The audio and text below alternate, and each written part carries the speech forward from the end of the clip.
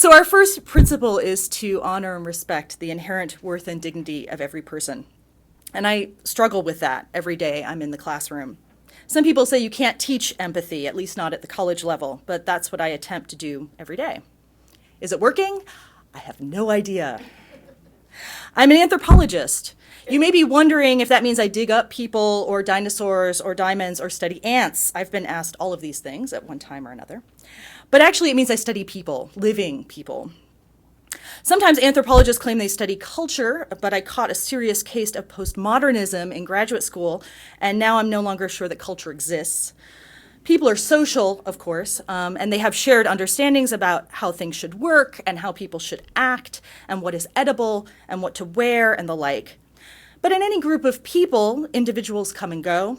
They visit other places and return with great ideas. They migrate, they intermarry, they convert to new religions, like most of us did, and they rebel against the mainstream, and they imagine better worlds, and then they fight for them.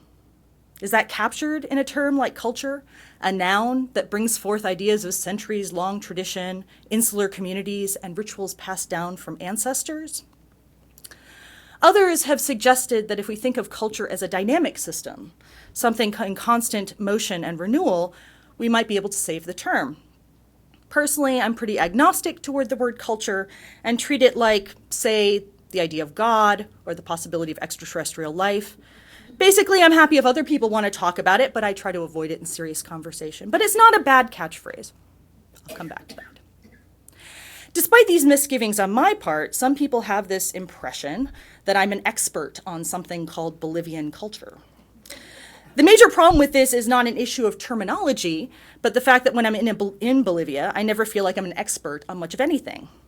I'm more like a slightly incompetent teenager who's constantly hanging around and offering to help. I harvest potatoes more slowly than a toddler. I've done the test. I don't know how to make blankets. I can't roof a house. Tourists never want to buy souvenirs from me because I look like one of them. And basically, I'm useless. I imagine they feel about my help like I feel when Callie, my 4-year-old who's right now in the back, offers to help me make dinner. Yes, dear, I would love that. You're a big help. And yet many of them have graciously humored me for years and taught me more than I could possibly have imagined I would learn. What I'm really an expert on, if anything, and I'm not convinced about that actually, is trying to understand lives of the people who live radically differently from me, and then trying to translate that, those lives to a group of 18 to 20-year-old US college students. My students, for the most part, and of course there's exceptions, but many of them are much like I was at 18. Pretty clueless, cocky as hell, but mostly well-meaning, nice young adults. Most, like me, are white, middle-class kids from the suburbs. And I've come to realize that my major task as their anthropology professor is to teach them empathy. And that requires teaching them to listen. Listening really is the most radical thing I can teach them. Listening, really listening, is fundamentally decentering. It cedes the floor to another person. There is nothing more humbling than to be silent and to listen while someone is telling you something unsettling. And there's nothing more important to one's inherent worth and dignity than to be heard. So I try to walk my students through whatever transformation I went through, one where I gave up on the pipe dream of being some sort of expert and instead became a listener. My students, for the most part, are not used to listening. Sure, they listen to music and TV and occasionally their parents. They listen to their peers, even when maybe they shouldn't. But they rarely try to listen to people they truly don't understand or agree with. One of the realities of today's sort of media environment is that one can create a niche for oneself on social media and websites that reflect what one already believes to be true.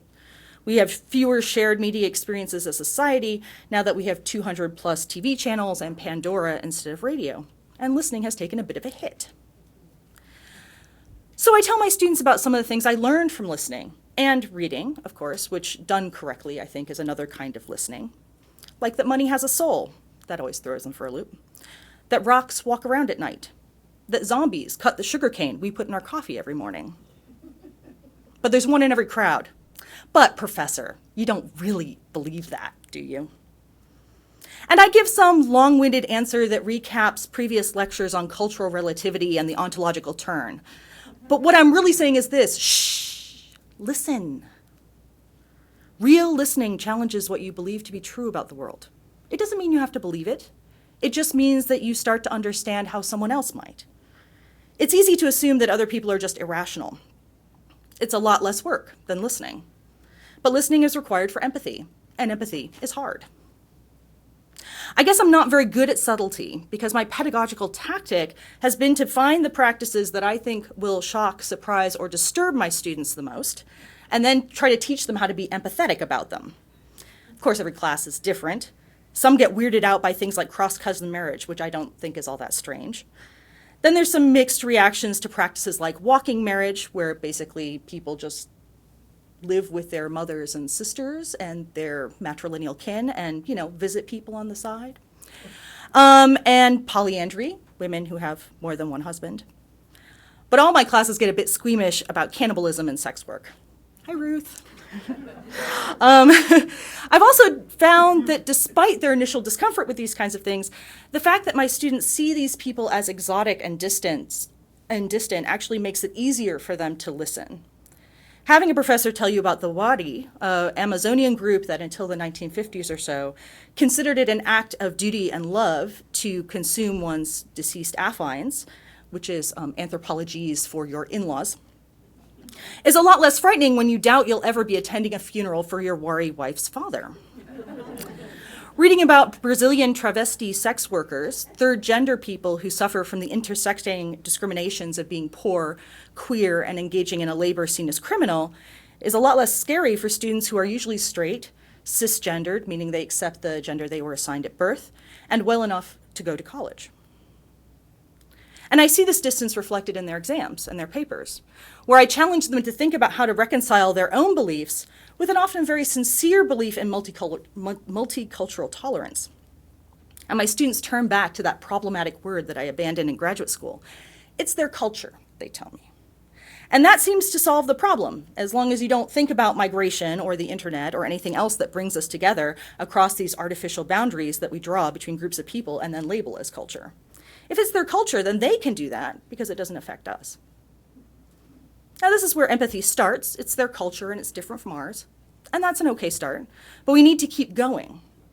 Relying too much on the idea of culture can obscure the fact that many of the people that I have them read about are telling us that they want their societies to change. They often experience a lack of empathy from people within their own culture, and they don't want to simply accept that as tradition. Sri Lankan sweatshop workers want to be seen as respectable women, and they don't want to be patronized by male managers. Sex workers do not want to suffer violence at the hands of the police. And people living in poverty do not want to be poor. And they rightly see that there are deliberate political decisions that are made to keep them poor. The really good students see this and have empathy for those people and their desire to change the worlds they live in. After all, if culture is dynamic rather than static, why not change it for the better? It's going to change anyway. But empathy still requires listening because it's easy to see when something needs fixing, but it's much harder to figure out how to do that right. When you do research among poor people, which I do, you find a whole slew of individuals, experts, government officials, missionaries, volunteers, and general nice people, looking for ways to fix them. And the more you watch these attempts, the more depressing it gets. I've watched a lot of these programs come to my field site in rural Bolivia, bringing expert ideas about how to alleviate poverty or empower women or foster entrepreneurship. Or sometimes they want to fix things that don't really seem to be problems from the local point of view. Some examples. Tourism is the answer. I love this one. Foreigners will surely pay to see colorfully dressed indigenous people with llamas.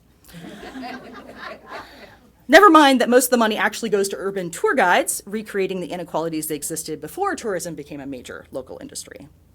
Or maybe they need better nutrition, which is great. Nutrition is good, right? We'll have a school breakfast program. But instead of buying milk produced by local farmers, this particular NGO instead bought powdered milk made by agro-industrial companies in the lowlands. The artificial flavors were so strong, in fact, that the delivery truck smelled like fake bananas from a block away. And this was still an improvement over the previous breakfast cookies program that it replaced. These programs meet with limited success. They accomplish some things, but they never seem to really get at the root problems of poverty within a deeply inequitable global economy. The truth is that these problems are complicated. They involve a lot of actors, and they defy easy solutions. They only seem easy to solve from far away, where one can't hear the arguing voices on the ground. Once we start to listen, we hear that fixing poverty, or anything else, is no easy thing. We see what actually happens to the money distributed by microcredit programs. We see the parents who struggle to feed their children because the prices for their own agricultural products are so low. We see that tourism is not the easy panacea of free money that it might seem to be for those who are not trying to make a living from it. And this is why I think some people become attracted to solving problems far away rather than where they live. At home, you hear more voices, even when you aren't trying to listen. And so it makes sense that for my students, and for some other people, the closer they get to lives that they think they understand or see intersecting with their own, the harder it becomes to step into someone else's shoes. Empathy becomes more elusive. And it seems to become harder to really listen as those voices get louder. We start to anticipate what people are going to say, or what we think they should say. Instead of relying on the distancing cultural relativity, suddenly we think, I don't know how they live that way, or I would never make that mistake. We revert to tongue-clucking and pearl-clutching judgments. I'm not excusing myself from that. It becomes easier to accept that a faraway Amazonian indigenous group practiced cannibalism out of love than to accept that people within the United States are poor not because they're lazy, but because structural racism limits their options. It makes more sense to acknowledge that rocks in Bolivia walk around at night, or at least that people there believe they do, than to acknowledge that women in the United States face discrimination in hiring, wages, and in basic personal safety. Empathy and interaction sometimes seem to be inversely related. Now, of course, this is a gross oversimplification, but be kind. The sermon was due today, and I wrote it after going to a party last night. See, I have empathy for my students. Sometimes my students challenge me to come up with better solutions than the ones we critique in class.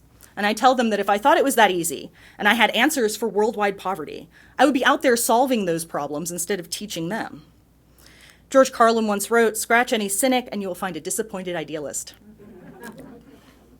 But don't we have to do something, they insist? Isn't that better than doing nothing? Perhaps, but we need to listen first. Sometimes we need to start to listen at all.